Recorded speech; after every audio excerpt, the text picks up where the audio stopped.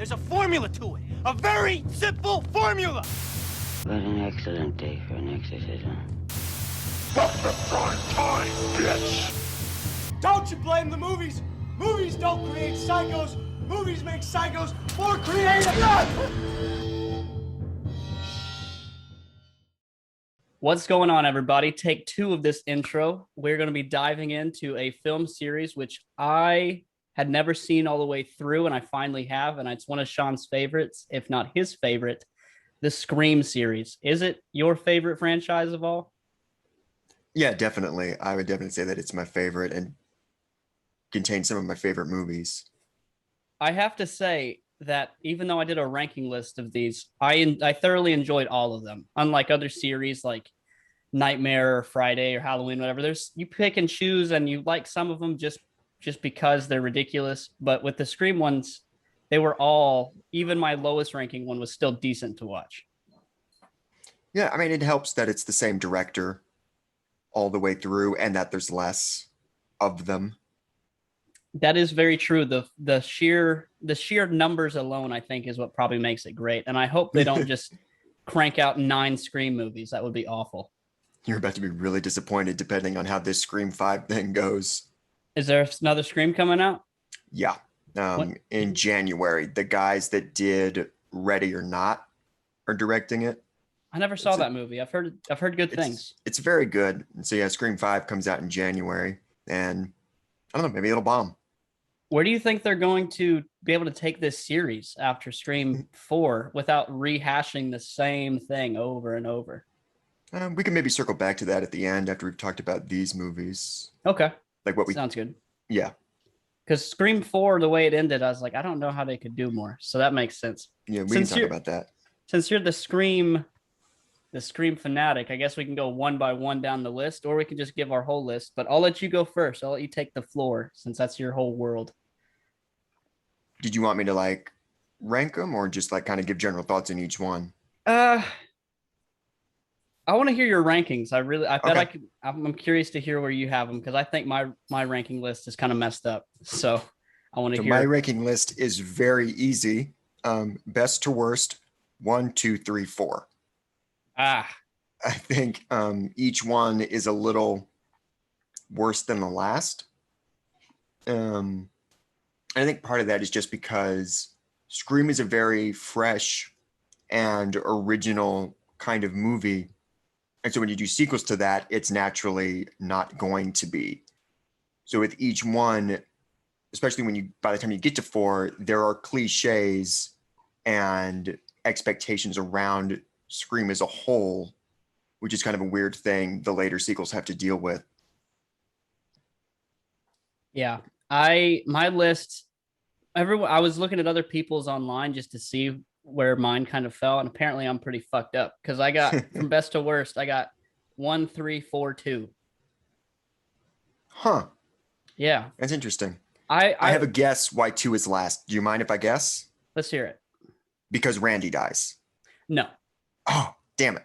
You'd have been better off guessing when they sang in the middle of the cafeteria. That would have been a much better guess, but I like that scene. I hated that scene. Yeah, I don't know. So I guess I'll start with my worst and go up to my best. Scream 2. I don't know why. I can't even pinpoint a specific reason, but it's just hard for me to finish that movie every time I put it on. I get about halfway and then I don't want to watch it anymore. I'll turn it off. It's for whatever reason. Is it that scene? Is that scene the point when you turn it off? That's probably the point where I eventually turn it off because I'm already kind of like, I'm not really digging this movie. And then that happens. I'm like, okay, I'm done. But no, jokes aside, I don't know. It never got me hooked. No, every time I've seen it, it's never actually drug me in. I don't like the opening scene of the movie at all with the movie theater. The stab through the bathroom stall, like I hate that kill. That's got to be my least favorite kill of all of the Screams I've seen.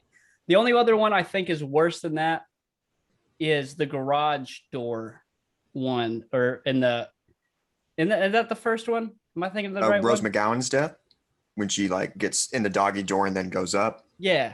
Yeah, that's the first one. I hate that kill too. Those two I hate both of those kills. They're like, I think the Rose McGowan one is the worst, and the second worst, I hate that stab through the door. It's like that would first off be so difficult to do, and second, you'd have to hit.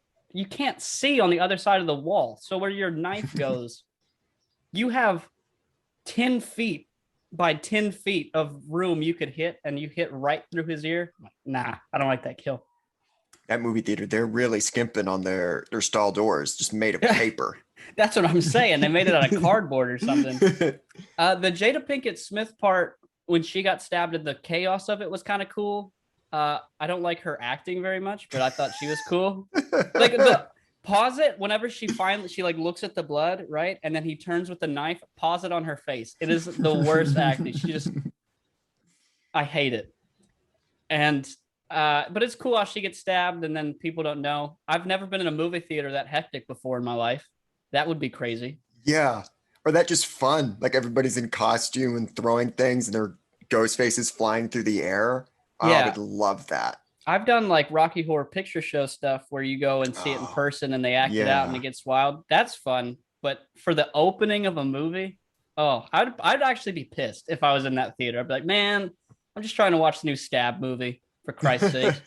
That's the kind of thing they did in like the 50s when television was starting to come out and movies were kind of looking for gimmicks to compete and stay afloat, as they often have to do. And they did all sorts of things. Like there's a Vincent Price movie where like the seat would vibrate. It was a movie called like The Tickler or something like that.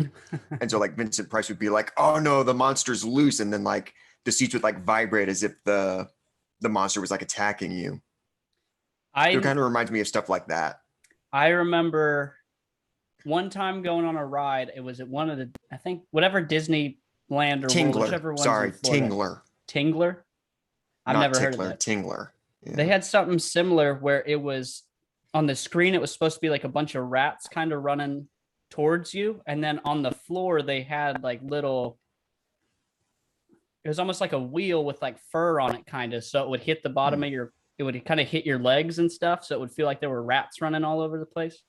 Like that'd be interesting. And I always heard that House on Haunted Hill, their director had everyone sign waivers that if you have a heart attack and die, it's because this movie's so terrifying, you can't sue us. And it's like, that's the smartest gimmick ever. People would be so terrified before it even starts.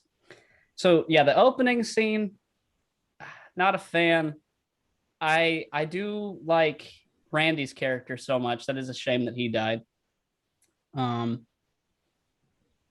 The reveal at the end, I don't know. There's just something about that movie I can never really get into it. But again, it's not bad. I'll watch it. Comparative to other franchises, it's definitely better. That's crazy to say. The worst Scream is definitely better than 3/4 of Friday the 13th. And but Scream 2, Scream 3 and 4, I guess you could flip back and forth for me, honestly.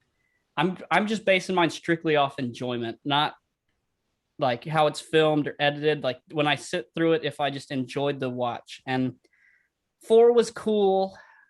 I liked Rory Culkin in it. I thought he did really good. I thought he was fantastic in that movie. I liked the very end whenever she's trying to show that she was a victim and she just starts slamming herself all over the house. Just freaking giving a glass table to people's elbow and like slamming a knife into her chest. Like, yeah, that was crazy. The Gail Dewey dynamic was really good in that movie. I thought I liked them in that film. Sydney handled it well, and I definitely like the ending where they in the hospital where they're all kind of throwing down. Worst hospital staff of all time. You got 4 people in this room shooting, stabbing, yelling, not a peep. No one even knows what's going on. We never see one doctor, like nothing. No one is there. No, not a like soul. Halloween 2's pretty abandoned, that hospital, but we see some people. Yeah. You're telling me not even a patient in the next room is going to just peek over and be like, what in the hell is going on over here? Jill like picks Sydney up and like tosses her across the room into a wall. Yeah. And like no one says a thing. Yeah, There's a that cop running through the halls. no one. It was just the worst stat. That's all I could I think. During love that. movie hospitals. It's crazy. We need to make a horror movie that is utterly realistic, where like you would try to have a hospital fight scene and it would get broken up in 8 seconds, like that that kind of movie. So it's kind of, I've only seen them once, so it's kind of hard for me to keep track of what is what. But I liked the camera twist. 4 is the one where Gail goes to the house party, right? And she's like got a camera. Yeah. I liked that scene. I thought that was really cool. Scream 3, I read that a lot of people hate that movie. Not hate Yeah. it, but it's definitely their lowest ranking. Mm-hmm. It was, I don't know, it was just kept my interest the whole time. That I get that people have a lot of issue with like the voice box changer being able to do any voice. It's kind of far-fetched, but I mean the whole series is kind of far-fetched in my opinion at a point. The Cotton Weary getting stabbed right in the middle of the forehead at the very beginning. Like, oh my God, what a brutal kill that was. I liked the actual, like the main cast. Then you had like the actors from the film. Mm-hmm. I Yeah. really liked how you had both of them working together. Parker Posey was amazing as Gail Weathers. I thought that was, I like that. There's a couple scenes where I was like, the part where the house blows up, like he just so happened to read a piece of paper with a lighter in the house. So many things had to entwine for that to actually go off. I liked a lot of people didn't like the twist. I was reading they think it's the worst reveal of a Ghostface killer, but I thought it was kind of a cool idea of her mom having this. She's not this saint character. She is a very flawed person who had a very flawed life in her past and completely gave Sydney all this love and affection and threw this other kid to the side to she wanted to run away from what she used to be. And now he's coming back for that. And he can just use easy manipulation of, look, your mom is with her mom is with your dad and they're cheating. Here you go. Get a Billy and Stu character. You got to have a fallout buddy. You got to do that. And he's just orchestrating these little pieces the whole movie all the way through that I really liked. That I think it tied it all together well. I liked the reveal. Again, there's some far-fetched things, but all in all, as far as keeping my interest, I really liked the third one. And for my number one, which I would assume is everyone's number one ever, I couldn't imagine someone not having the first Scream at the top of their list.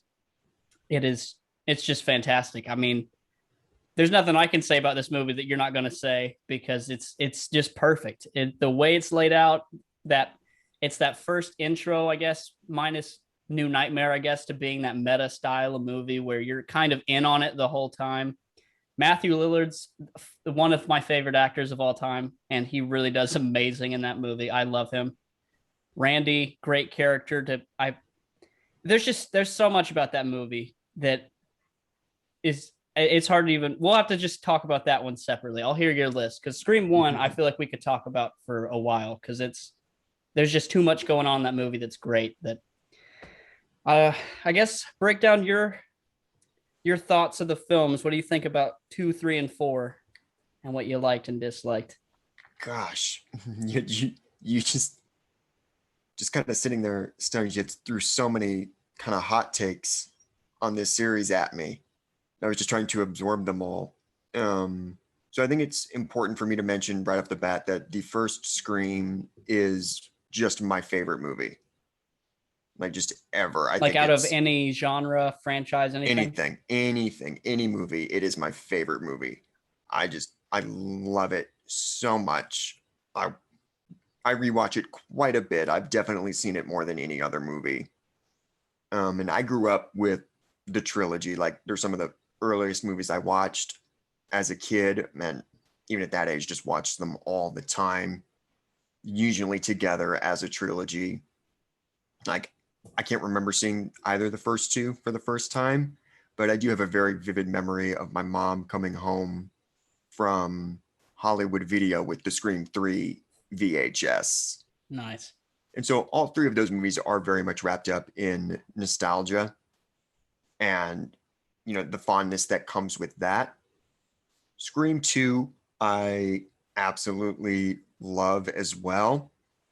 I mean, you really threw me off that you didn't like the opening because I love that scene. I think that scene's so cool and so well done. Um, yeah, I really, really like Scream 2. I like kind of what they're doing with Sydney as a character as she's kind of struggling to either close herself off or move on and trying to figure out how to do that.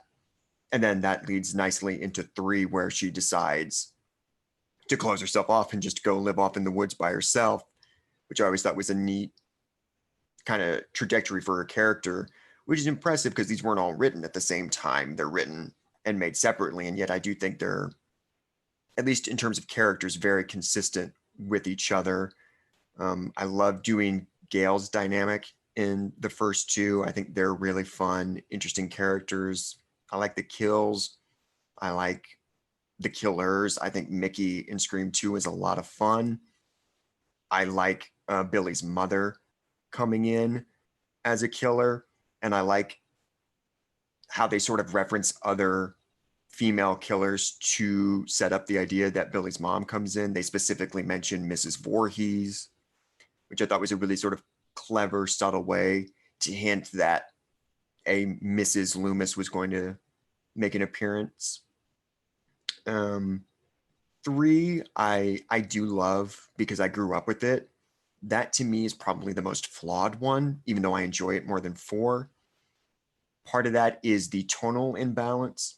There was clearly an attempt to amp up the comedy and lessen the violence, and that has an effect on the movie that I don't like. Nev Campbell, who plays Sydney, was not super available. She was busy with other projects, so there is a lot less Sydney in that movie. And so Dewey and Gale and the actors you mentioned had to take up a lot of screen time. And some of that is fun. Some of it's a little obnoxious to me. I don't love Gale and Dewey in that movie because it kind of just feels like they're fighting for the sake of them fighting. And I don't really agree with the movie's perspective on their argument. Roman is interesting because you said you really liked that twist. And I'm sort of half and half on it, where I like the idea. I like the contextualization of Maureen, Sydney's mother, what happened to her, why she was the way she was, and the consequences of that coming to bite Sydney in the ass, and Sydney having to deal with the mistakes of her parents, which is a pretty common theme of Wes's stuff because that goes all the way back to Elm Street. The issue is that it's just not a satisfying reveal as a movie because Sydney has no relationship with that guy. Like, even if she doesn't know he's her brother, she doesn't meet him until that scene. They have no screen time together. They have no lines. And so there's no real significant betrayal. There's no punch to it. It's a guy she's meeting. So when he takes off the mask, and Nev Campbell plays it like this, like her face is just like, who are you? Like, am I supposed to understand what this is? And so that kind of kills some of that for me. It's clearly kind of rushed and a little haphazard, but I still think really enjoyable. 4 is the worst for me. And I probably wouldn't say that had I not grown up with the original 3. Had I just, like, if I had never seen them before and watched them all now, 4 might rank a little higher. But because it doesn't quite have the nostalgia factor, I think I noticed the things wrong with it a little more. But I think it's fine. I like the idea of Jill, Sydney's cousin, and what she's doing and why she's doing it. But I don't know, something about it just doesn't read well to me. Like, I don't know, it just comes across just kind of whiny and dumb, like killing people to be famous. And like, there's not nothing there. He's sort of commenting on social media and something that has sort of become a thing in the last 20 years of people achieving fame and success for doing very little. Some of that is good. And I don't know, some of that just doesn't read well to me. Like 3, there just isn't enough Sydney for me. And even like while 3 doesn't have a lot of screen time for Sydney, I at least feel like there's a good like character arc for her there. In 4, it kind of feels like she's there to be there because Sydney has to be there, but the movie doesn't really know what to do with her, and so she doesn't do much. And it's kind of trying to balance these new kids with the old cast, but the new kids are really just here to be a body count. And it looks really ugly. I don't know what happened before. It looks really bad. Like, I don't know, it has this really weird yellow tint to it. But I enjoy it. Some of the violence is cool. That was a weird way to put that, but Ghostface is really quite brutal in 4. There's a real intensity to a lot of his scenes, the dialogue. I think whenever Ghostface is talking, that's some of my favorite Ghostface dialogue, like on the phone. Some of that's really good. The death of the Olivia character, the one she's in the house and Jill and Kirby are across the street watching from their window. That seems great. Like that's a big highlight of the series, I think. Yeah, I liked the intro to 4 too, where they kind of made a joke of the stab movies. I really liked that too. That was very clever. So I think 4, I'm kind of in the same boat. I liked 4, but I think if I would have seen them for the first time all together, it would have probably been a little different. But after knowing what the first 3 were, then watching the 4th, it just didn't hit as well as I think it would have if you saw it for the first time, not knowing anything really about the others. So that makes sense. But the first Scream, I know you've said it's your favorite movie in any world, any genre, anything. What about it? What is it that resonates with you so hard that Scream is your way to go? I mean, it's a lot of different elements, and I made a whole YouTube video about it and all the films. Some of it is I just connect with these characters, in the way that, a lot of people connect with the Star Wars characters, like, the way people will talk about Luke Skywalker, Han Solo. These characters are kind of that for me. Like, I've always really connected with Sydney and loved Neve Campbell's performance in that role. I think it's really funny, like just great dialogue that I quote all the time. It's really impressive in that what all it manages to balance in terms of tone and story, because it's a very funny movie and people a lot of times will sort of refer to it as a comedy, but it is very intense. Like, it's some of the best horror like I've ever seen. Like, that Drew Barrymore sequence alone is just phenomenal. And, the scene at the end, like in the house when like Billy and Stu are just stabbing each other and how just messed up that is. And there are really good dramatic elements with Sydney trying to cope with the death of her mother and trying to move on from that. And then you have, the sort of cute, sweet love story happening in the background with Gail and Dewey. And there's just so many different elements that all somehow, just by a mixture of talent and luck, come together and just work perfectly. Because it is very hard, as evidenced by the sequels, where not everything comes together and it's either the comedy maybe isn't as funny or it's not as scary or as intense. But I don't know, the first one, I just think it's perfect and, I don't know, really interesting. I like that you brought up the Drew Barrymore scene. I love that scene, and one part in particular I love so much is after she's already ran out and been stabbed, when her parents are going up the drive and she's like trying to call out to them, but she can't talk loud enough.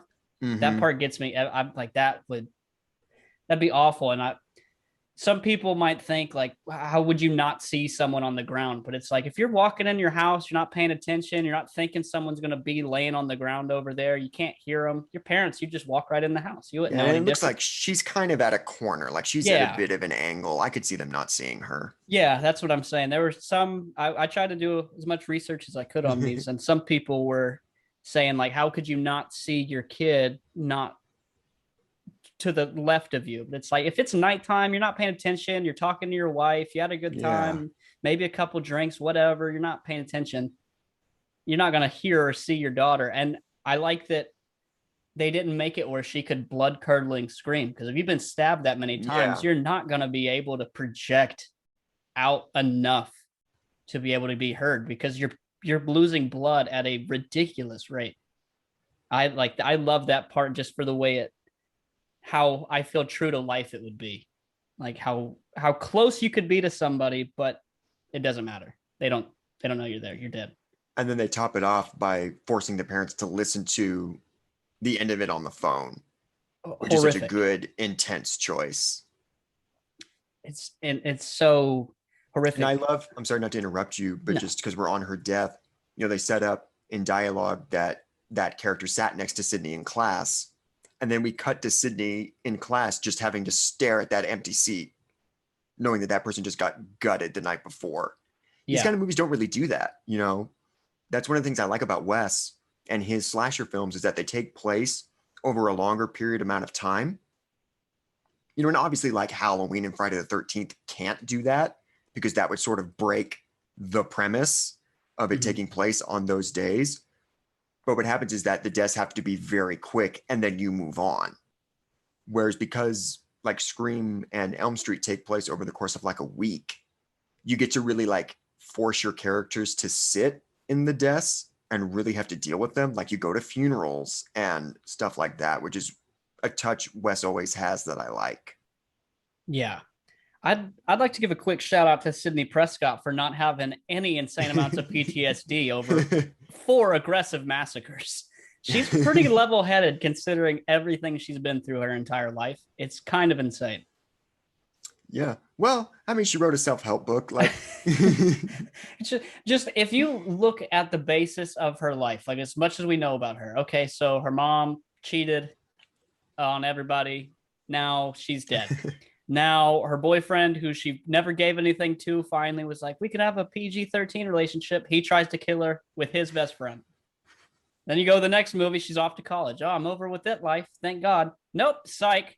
Still got people trying to kill me. Finally, I've moved out to a ranch. Everything's good. Everything's wonderful. Nope, I got a brother I didn't even know about who's now trying to kill me again. Also, that brother is the result of my mom being raped in Hollywood. Yeah, it's and then by the way, my cousin is also crazy and trying to kill me. Yeah, my cousin really wants some clout and fame off of me.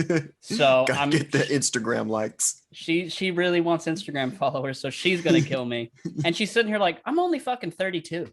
Like, this is insane. Like, I've lived one hell of a life for only being in my 30s. Yeah, there's an argument to be made. She's had a lot of therapy. Oh, I hope. Good Lord. Like, no one would blame her. I'm not saying you could justify the problem, but no one would blame her if she snapped and became a killer. You'd be like, you know what? I kind of get it. It's not right, but I kind of see it. You've been horrifically surrounded by it. Yeah, that's going to bring us, I guess, into 5. Do you think they're going to make a twist where she becomes a bad person?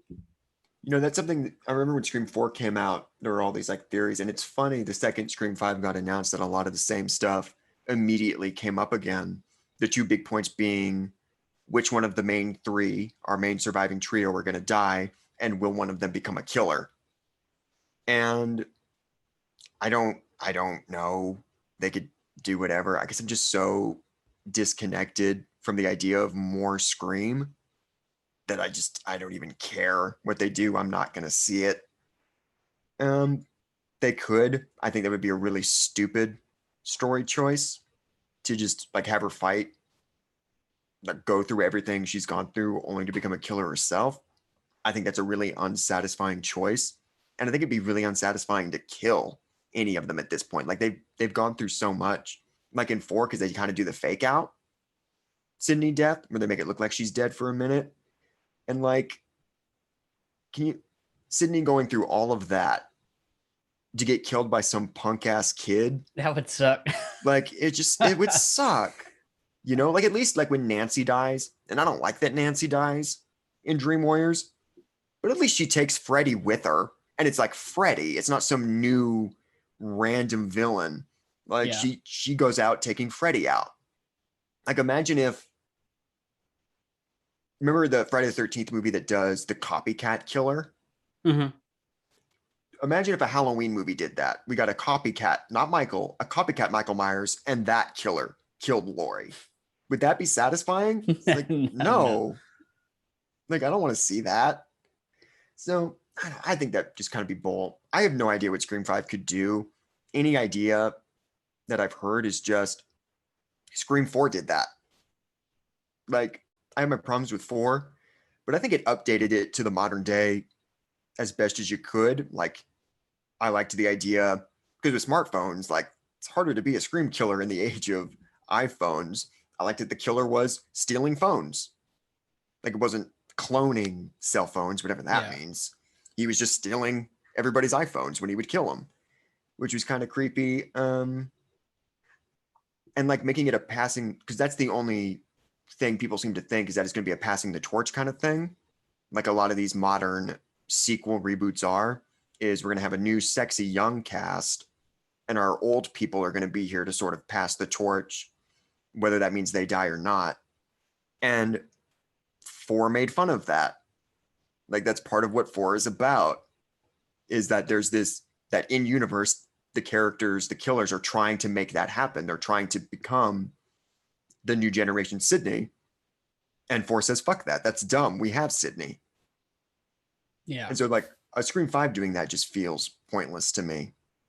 I wish they would just stop at 4, honestly. I enjoy the franchise as it is. I think it's got to be the most sound horror franchise that I can think of, where all the movies are pretty great, or at least credible, where they're not just horrifically bad.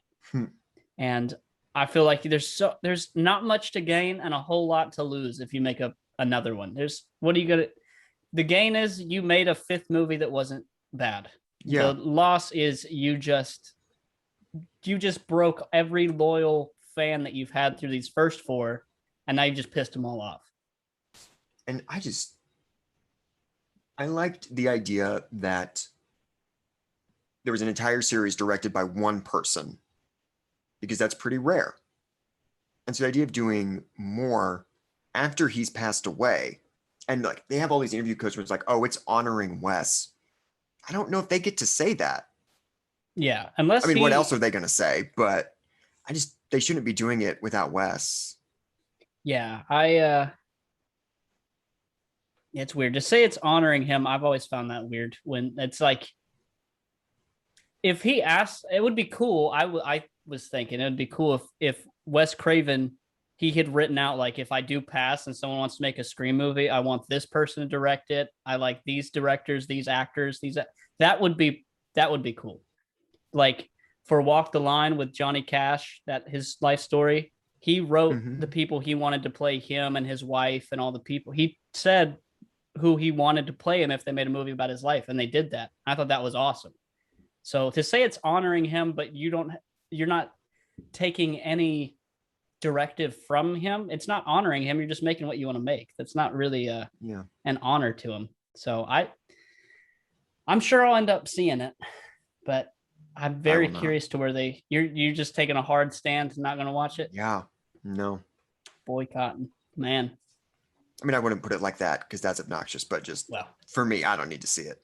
Yeah, you're not legit boycotting. You're not going to go out there and pick it. Yeah, like whatever. I hope Nev Campbell got paid a lot of money. I'm sure she did. She's got a good agent.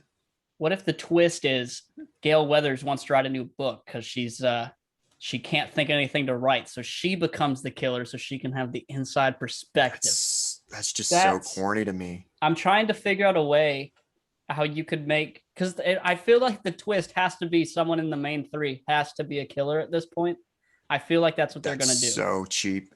I don't like it, but no. I'm guessing, if I had to guess, if they're writing a Scream 5, what they're going to do, one of the main 3 is going to have to be involved. I would have to think. I've heard a rumor about what the plot will entail. I did also read that the writers and the directors intentionally put fake spoilers out there to throw people off. So I don't know if what I heard is true, but what I heard was really bad. What was it? Potential spoilers for Scream 5.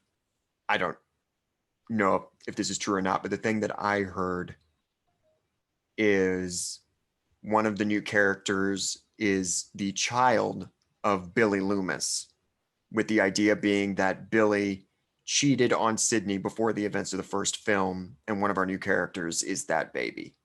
Oh Lord.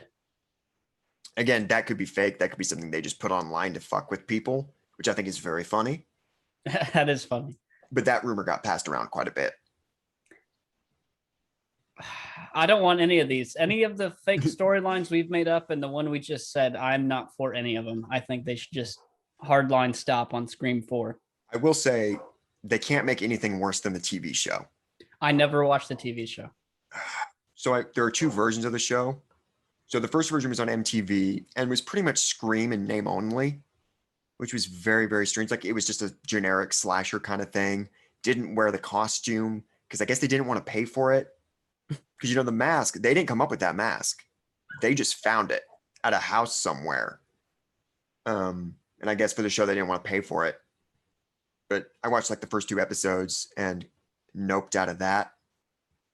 And then they did a 3rd season that kind of revamped it, where they put him in the costume and they got that voice actor to come back and do it. But it wasn't related to the films at all. It was just kind of a new take on the Scream idea. And it was better. But I think that's just because I love that costume and I love that voice. So I was like, this is watchable, but it's very bad. Well, Candyman's in it. The Candyman actor, Tony Todd. So there's like a Candyman versus Ghostface scene. That was the only scene I liked. That's insane. That's crazy. I've never watched it. I probably never will, especially after hearing you say it's not worth watching. The 3rd season is also tolerable because it was just a 6-episode event kind of thing, which was kind of cool. So it was just like 3 nights where they aired 2 episodes a night. What would you think about, like, I'm not a comic book guy. I really wish I was. I've tried my whole life to like get into them, but I never can. But like the idea of like, so let's say you've got Batman, right? And then you've got all these 40 different takes on Batman. One of them's this type, one of them's that type. What would you think if horror movies had that same type of movement? So like you could have Freddy Krueger made by this guy versus a Freddy Krueger in this style versus a Freddy Krueger in this style. Do you think that would ever work, or that will ever be a thing? Well, we have one series where that is the case, which is Halloween, where Halloween has rebooted and restarted so many times, and so many directors come in with their own weird ideas that the next director then goes, I'm not touching that. Yeah. And so we kind of have it with Michael. Well, I mean, like even a more aggressive, like let's say you. No, have I know like what you're saying. Michael is the closest we've come. I think time will make that a bit of a factor. The problem is that we just can't. People are so wrapped up in 80s nostalgia that we can't get past what people think. Because the reason that happened with like Batman is the way comics operated. Comic books were for 8-year-olds or however old back in the late 30s, early 40s. And when that audience aged out of it and got too old to read comic books, they revamped and they retooled Batman and all the other characters to fit the next generation of kids. And so each generation kind of had its own Batman. And then we saw that happen with the movies, where one generation had the Adam West, the next had Michael Keaton, the next had Christian Bale. And I don't know why people have been so willing to accept so many different takes on Batman, but very few other things. Like we stick, particularly 80s properties, where we just stick super hard to it. And if a new version deviates, people get really mad. So I don't know. Yeah, it's because you do see different spin-offs. Like if you look at Friday the 13th versus Jason X, like it's clearly 2 different things. But imagine like if it got to a point where you'd have the Jason X world of Jason movies, and you'd have this normal running theme. Then you'd have, what is that? They have it'd be like Jason Noir, and it's all 1930s crime. Like that would be. I've always wondered why movies. And you brought up the Batman has, but you don't see movies very often like actually take liberties with just a thing and take it in a completely different direction. Yeah.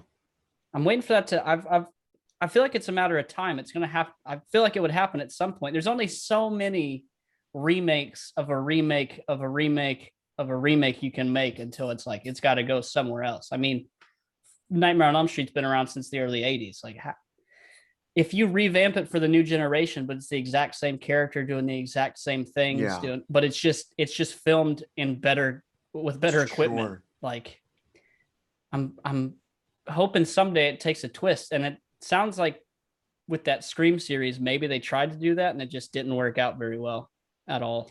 Yeah, no, the Scream series isn't bad in concept. It is the proper version of it where they actually had Ghostface. It was all in execution and just poor writing and pacing and all that kind of stuff. Well, no Scream 5 for you, but the first 4 you're a fan of. I'm a fan of. I never saw 3 and 4 until last weekend. That was good, but I know that you did a huge breakdown of the Scream movies on your YouTube. So where can people find you to check those out? It's just, youtube.com/Sean Blumenshine. I reviewed every Wes Craven movie. So there's a whole like Wes Craven retrospective playlist on that channel where you can hear my thoughts on Scream, Nightmare on Elm Street, Last House, Hills, all that stuff.